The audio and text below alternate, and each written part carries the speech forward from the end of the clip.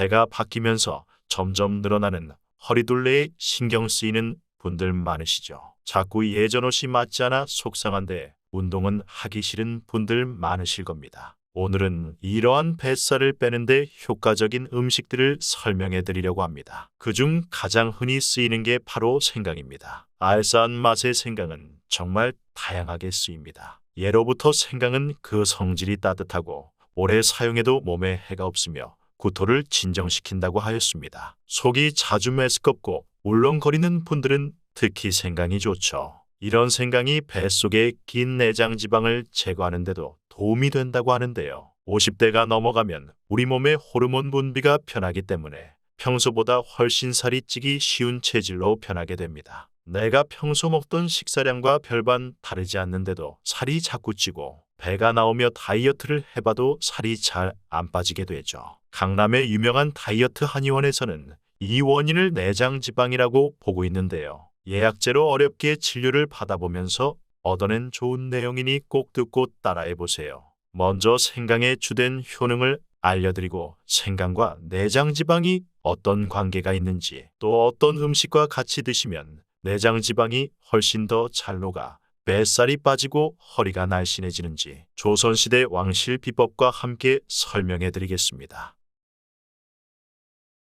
첫 번째로 생강의 특별한 효능부터 살펴보겠습니다. 생강의 알싸한 맛과 향의 성분이 체내의 염증을 줄여줍니다. 특히나 쇼가올이라고 하는 성분은 몸에 좋지 않은 활성산소를 차단시켜 유전자 손상을 예방하는 효과가 있다고 하는데 생강을 쪄서 말리면 그 효과가 10배나 증가하게 된다고 알려져 있습니다. 생강은 한약재로도 많이 쓰이는 아주 귀중한 약재인데요. 소화력을 증진시킵니다. 성질이 따뜻하고 위액 분비를 촉진하며 소화력을 높이기 때문에 위장 건강에 도움이 된다고 합니다. 또 몸에 나쁜 세균을 제거하는 능력이 있어 더욱 안정된 소화력을 가지게 해줍니다. 그런데 이러한 생강이 어떻게 내장지방을 녹일 수 있을까요? 내장지방은 태우기 어려울까요? 우리 몸에는 지방이 크게 두 군데로 저장이 됩니다. 첫 번째는 피부 밑에 저장되는 피하지방이고 두 번째는 내장 사이사이에 저장되는 내장지방입니다. 그렇다면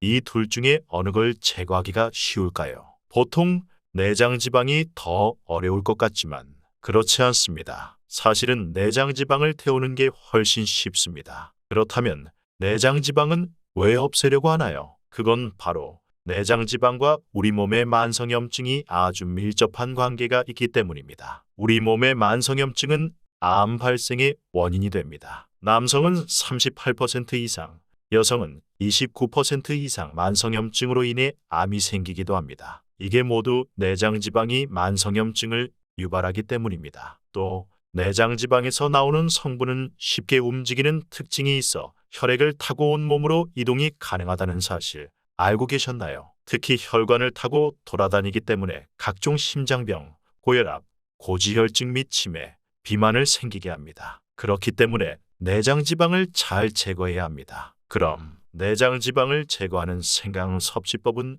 무엇이 있을까요? 우선 생강커피가 있습니다. 우리가 커피를 타서 드실 때 생강가루를 커피가루와 1:1로 섞어서 섭취하는 건데요. 이렇게 하면 어떻게 좋아지는 걸까요? 놀라운 건 체내에 저장되어 있는 나쁜 지방을 태우는 생강의 진저롤 성분이 더 늘어난다는 겁니다. 그리고 동시에 커피에 있는 카페인이 지방 분해를 돕는 역할이 훨씬 강해진다는 중요한 사실. 따라서 생강가루와 커피를 같이 섞어서 드실 경우 지방 분해를 효과적으로 할 수 있게 됩니다. 하지만 만약 위염이나 위궤양이 있는 분들은 위를 자극할 염려가 있으므로 하루에 한 잔만 복용해 주시는 것이 좋습니다. 두 번째 방법으로는 계피가 있습니다. 조선시대 왕실로부터 내려온 비법인데요. 생강과 계피를 함께 드시는 방법입니다. 계피와 생강 50g에 물 1리터 정도 넣고 1시간 가량 끓이다가 매실청 500ml 정도 넣은 뒤 약하게 30분 정도 더 끓여주면 됩니다. 계피는 몸을 따뜻하게 보하고